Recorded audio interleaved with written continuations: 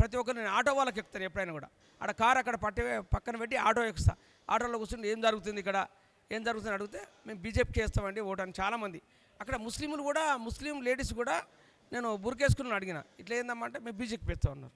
అంటే నాకు అప్పుడు అర్థమైంది ఇక కంపల్సరీ ఇక్కడ బీజేపీకి వెళ్తుంది, 200 పైన సీట్లు వస్తాయి. నాకు ఆలోచన కొద్ది మేము జాన తిరిగినాం, మేము కూడా హార్డ్ వర్క్ చేసినాం. మేము ఒక 4-5 కార్లలో పోయినాం, ఒకలం కాదు. మేము అక్కడ పోయి అక్కడ ఓటర్లు తీసుకొని ఒక్కొక్క తిరుక్కుంటా ఇట్లా తిరుక్కుంటా మేము సర్వే చేసినాం.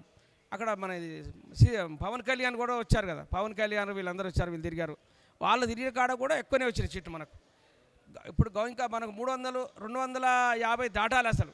వాళ్ళు కాంగ్రెస్ని ఎవరు నమ్ముతలేరు. ఇప్పుడు వేరే వాళ్ళు ఎన్సీపీ వాళ్ళు వేరే ఉన్నారు కాబట్టి వాళ్ళు కొంచెం అక్కడ స్టాండర్డ్ అయ్యి వాళ్ళకి దిగులుతున్నారు. కాంగ్రెస్ ఎంత వచ్చినాయి, 25 సీట్లు కూడా వస్తలేవు కాంగ్రెస్కి. మనకు 125 బీజేపీకి వచ్చినాయి, కాంగ్రెస్కి 25 వస్తున్నాయి, అన్నీ కూడా వస్తలేవు. గవర్నమెంట్ అందరూ ఎక్కడ కాంగ్రెస్ ఉంటే అక్కడ గెలుచురు. కాంగ్రెస్ దాని చాప్టర్ క్లోజ్ అయిపోయింది.